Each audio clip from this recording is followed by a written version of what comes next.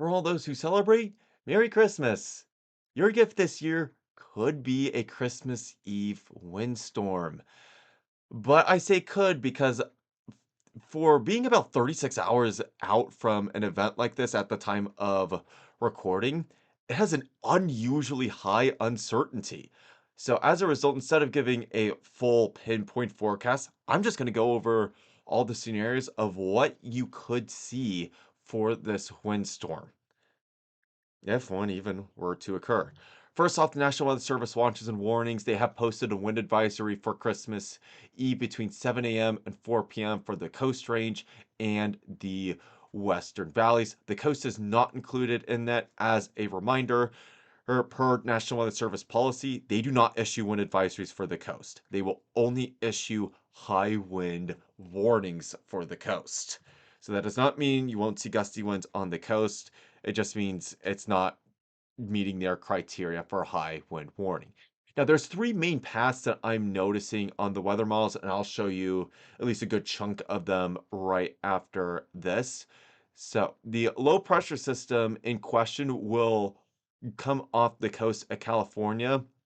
Most of the models do have this low pressure system being both compact and strengthening at least a little bit. That is very difficult for models to resolve in the Pacific Northwest, especially when it's interacting with our terrain here. So I think that is leading to some of the uncertainty. I'll start with the best case scenario here. So that is going to be a inland low path, either along the Cascades or even a little bit to the east of the Cascades here. Now, for all three of these are going from south to north. All the winds from this will come from the southerly direction unless otherwise specified. The median path here will be either along the Coast Range or directly in the Willamette Valley. A path like this, I would expect moderate winds for the Willamette Valley and the Coast Range if it takes the Coast Range path, but not significant winds for the coast. And then the offshore path, or the worst case scenario, would be going directly off the coast and either making landfall in the Olympic Peninsula or Vancouver Island. If it takes the offshore path, but it ends up not being as strong, like say 990 millibars versus 980 millibars, lower pressure is stronger for anyone who's not familiar. That would signify that it would probably be closer towards the median solution rather than a stronger solution. So taking a look at what the wind speeds would entail for each of these scenarios. So worst case scenario would be 55 to 70 miles per hour. The median scenario would be about 35 to 50 miles per hour. And the best case scenario would be only about 10 to 15 miles per hour, all from the southerly direction. And just as an FYI, all of our big windstorms in the Pacific Northwest do have a similar track to this offshore in terms of being off the coast and tracking generally to the north, though most windstorms go from southwest to northeast. The absolute strongest will take a curve north right before it would make landfall. That does include the famous Columbus Day storm, though I am not expecting this to even get close to the strength of that. Though, though I do have to mention and that the worst case scenario would still cause some damage. It's probably comparable to the squall line that we saw last week. Other forecast notes: unusually high uncertainty. Better understanding should take place in the next 12 to 24 hours. Possibly east winds early morning for the eastern Portland metro area. For the eastern track here, that would likely be all the winds you see. If it's a central track through the valley or a western track, you'll see some southerly winds with that. Because it is southerly, the trees are more used to it. As a result, it will not do as much damage if it's 45 to 55 miles per hour. I specifically chose that because that was the peak wind gust for the squall line that happened last week. Those winds came out of the west. However, the ground is still very saturated and it will cause more trees to topple than comparable gusts in a similar situation. All right, now on to the model page.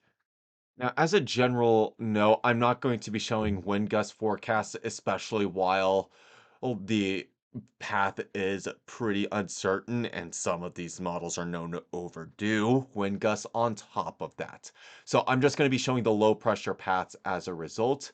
For the Euro model here, one thing I will also note is that the pressure gradient would support a easterly wind, probably only about 10 to 20 miles per hour, but you would feel something out of it.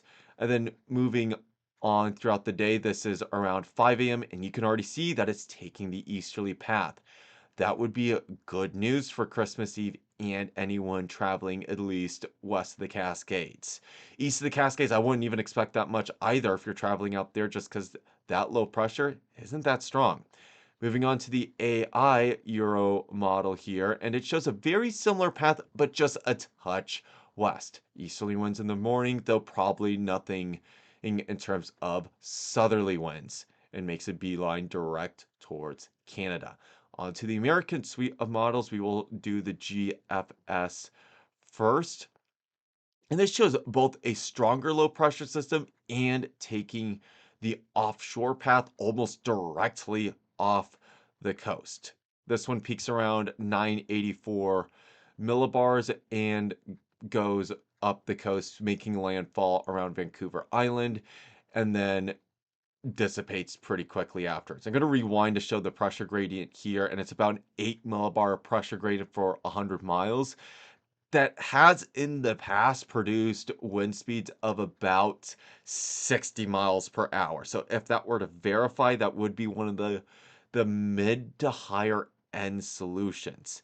The AI GFS model would show something similar, but in general shows something a little bit weaker.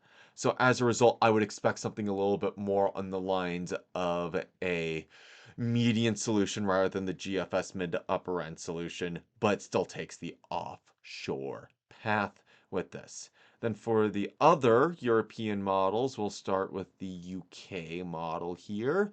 And this shows a more centralized path of pretty much going due north in the Willamette Valley and moving up towards the Puget Sound.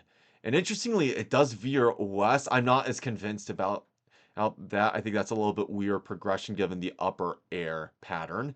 And then the icon model here, let's move it back to the same time frame. So this one also takes a more centralized path, moving more northeast than the other models as it eventually transitions into a Cascades path as it moves north from Oregon. So this is one of the few solutions that would produce a windstorm for or the Willamette Valley, though pretty light, and not produce any wind for the Puget Sound. And then lastly, on the main global models, before I go into the higher resolution stuff, is the Canadian model. This one is more in line with the European model, but a little bit quicker in terms of progression. So by 10 a.m., the low pressure system's already far to north and even weaker than the Euro model. And this doesn't even show any sort, maybe not even 10 miles per hour. Yes, some easterly winds would form in the morning, however, so East Portland metro area, you would not escape that. Moving on to the higher resolution models, and then I'm going to start with the HRRR model, and then move on to the NAM right afterwards. Actually, let me move this to the more recent time because the higher resolution models update more frequently than the global forecast models. So the latest high resolution and rapid refresh model takes a hybrid between the inland path via valley and inland path via the Cascades. Based on the strength of this low, I would expect some wind gusts, but nothing beyond like 20 to 25 on this. And then lastly, we will show the North American model, at least on this main site. And this one's probably the strongest of the bunch. So this is 5 a.m. and it's already showing a low around 980 millibars.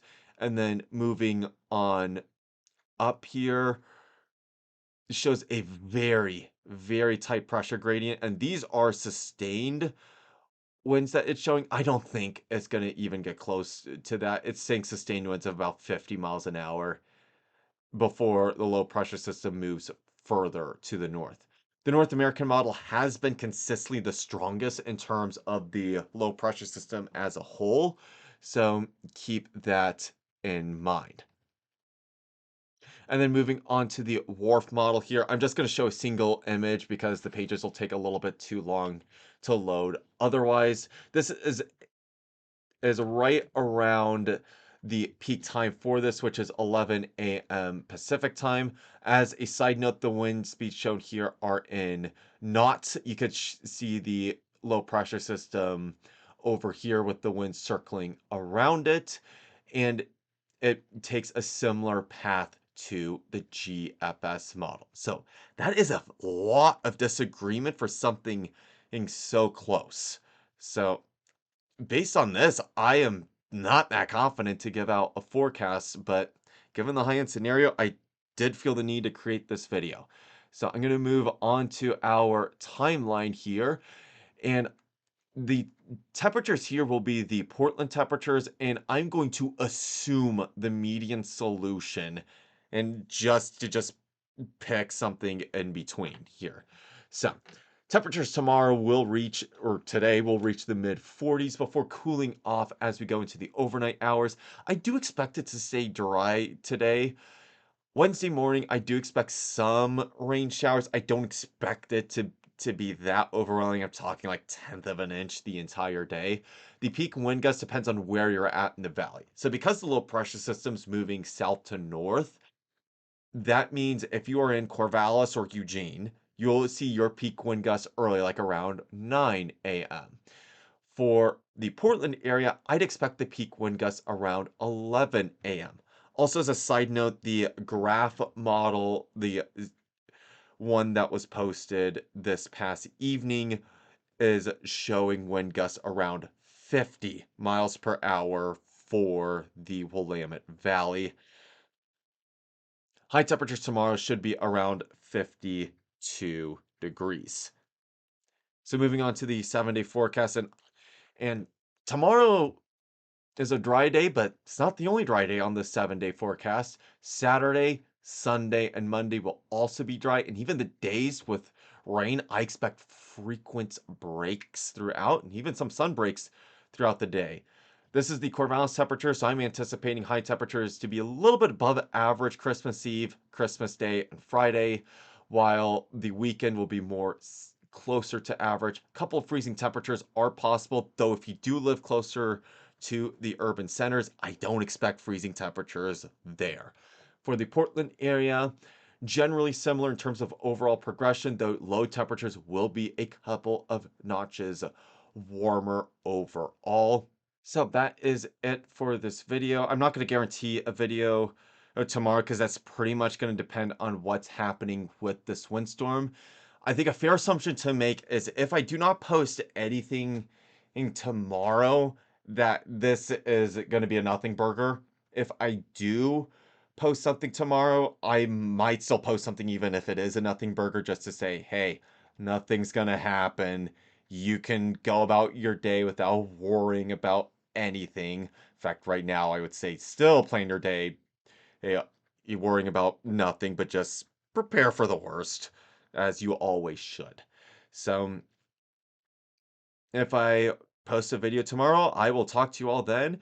If not, and you do celebrate Christmas, I do hope you have a Merry Christmas.